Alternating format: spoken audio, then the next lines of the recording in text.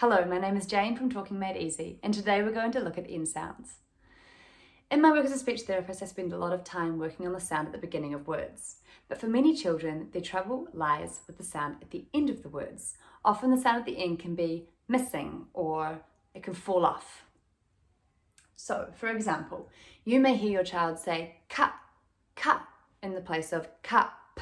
It's missing the p at the end. They may say pet, pet instead of pen. You're missing the n at the end. Or cat, cat instead of cat. We're missing the t sound. So let's look at what we can do to help them find their N sound. Working on sounds at the beginning of words can seem a little bit more easy because it's the first sound that the child is hearing, so therefore the focus is already on it. Whereas the sound at the end of the word can seem a little bit more tricky because there's other sounds that come before it. So, how are we going to make the N sound the focus sound when there's already other things in front? A huge part of this work is bringing emphasis to the N sound. The first thing that I want to introduce you to is the use of visuals or hand gestures. These are going to be your best friend when it comes to working on sounds in general, but especially when the sound is at the end of the word. To go back to our earlier examples, we could bring in cup, cat, and pen. Now, not only do I bring in cup, cat, pen, I've given the N sound, but I haven't brought any emphasis to it yet. So what I can do is I can bring in my hand gestures and I can bring in emphasis through my voice. Cup, cat, pen. And I'm really drawing attention to that last sound, to the point that I've actually segmented it or broken it up. Pen, cat, cup. Kids can find this one really fun because as you go in for the last sound, you can bring in a high five. Cat, and high five them on that t. By high fiving them in that moment, they're also given the tactile cue of the t sound as being matched. The gesture, the touch, and the sound are all going together. Therefore, this sound is going to become much more memorable. Cat, cup, pen. Similar to having hand gestures, you can also use objects and then the use of something like a post-it note to really draw attention to that N sound.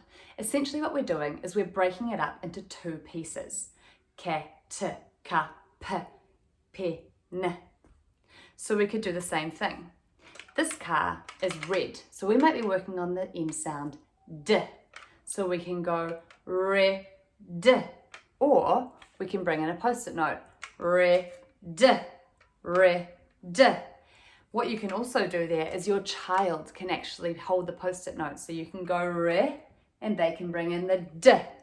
You might even want to put these on the wall where you hold up the car and then they slam the post-it note either into the wall, into your hand, onto a coffee table, onto the floor, wherever you are, whatever's appropriate in your space. But it's really, really helpful to have that chance for the child to really get involved with an action. This can make that N sound so much more memorable for them.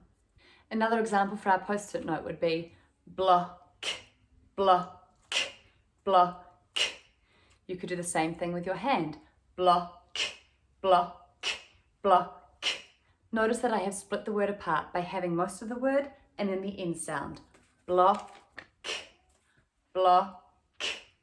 Whatever gesture, it doesn't really matter. It's more about making it fun for your child, bringing the energy and giving them the chance to see what they're trying to put on the end. Block. The tricky thing for children when learning language is that they're simply relying on sounds and what they hear. They don't have any visuals to go by. Where you and I learn the word block, we think B-L-O-C-K. We have a visual. We see this, but we also see the letters. So we know that that k sound is required on the end. For a child, they've heard block, and some of them, sure, will come out with block. Others will come out with blah, blah, but missing off their k at the end.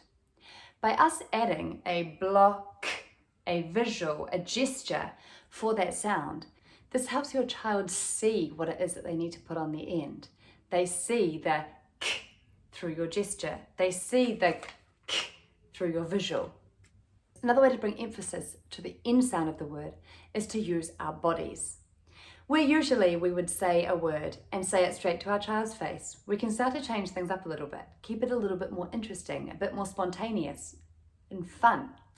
So if I'm doing the word cup, I could start with my head down and raise up for the in sound. So cup, cup.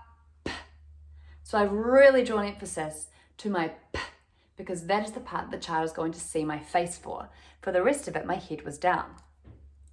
For pen, I can go down, pen, pen.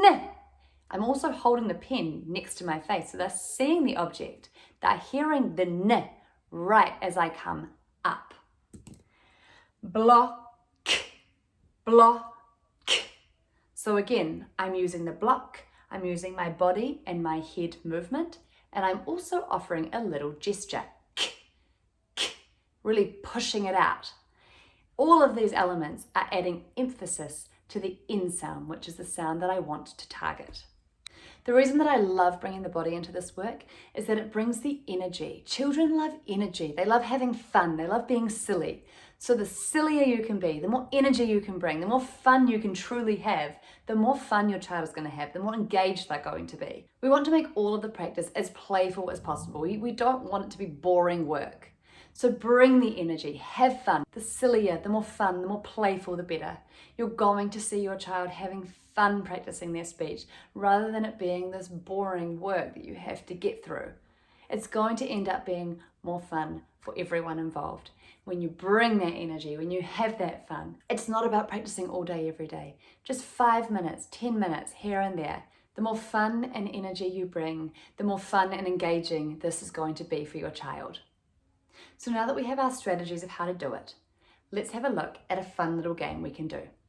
One of my favorite games is to get a bag and fill it up with things that end with a certain sound.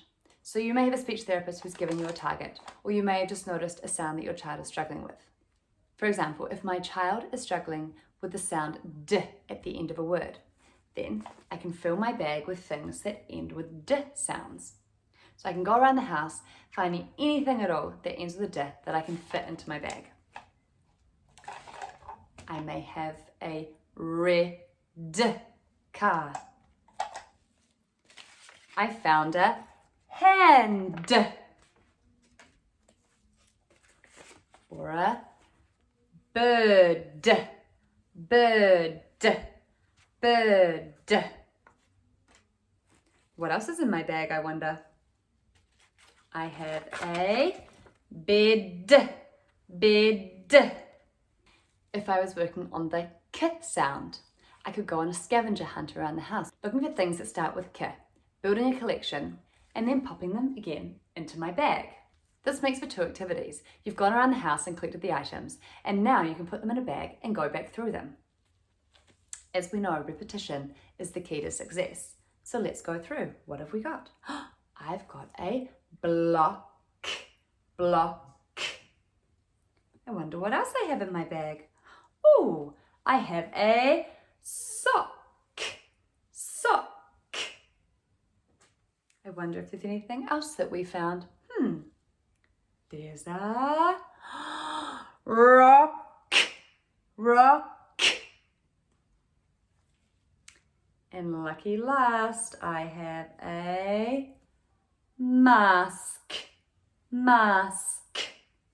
As you can see, as I go through each of these items, I am using my gestures or my body actions to bring emphasis to that N sound. It is absolutely critical that we bring emphasis to the N sound. It's also critical that we offer repetition. Repetition, repetition, repetition. Repetition is the key to success. The more times you can say the word, the better. Block, block. It's a block. It's a green block. Sock, sock. I've got a sock. Anything at all, as long as there's repetition, as long as you're having fun, as long as there's energy. And finally, a key ingredient to all of this work is the feedback. We want to give specific feedback when the child gets it right. I loved that k sound. That was such a beautiful k sound. That was the best k I've heard all day. I heard a great k at the end there. And if they don't get it quite right, we still want to praise their effort. Oh, good try, let's try the next one, and move on. Another approach you can take when they don't get it quite right is to offer a choice question. So you can ask them, was it a ka or a cup? Again, adding in the gesture. Always put the correct answer at the end, so it's the last thing that they heard, and really emphasize that end sound. I hope this video has brought some new fun and fresh ideas to working on end sounds. Don't forget, bring the energy, make it playful, and most importantly, have fun. Happy chatting.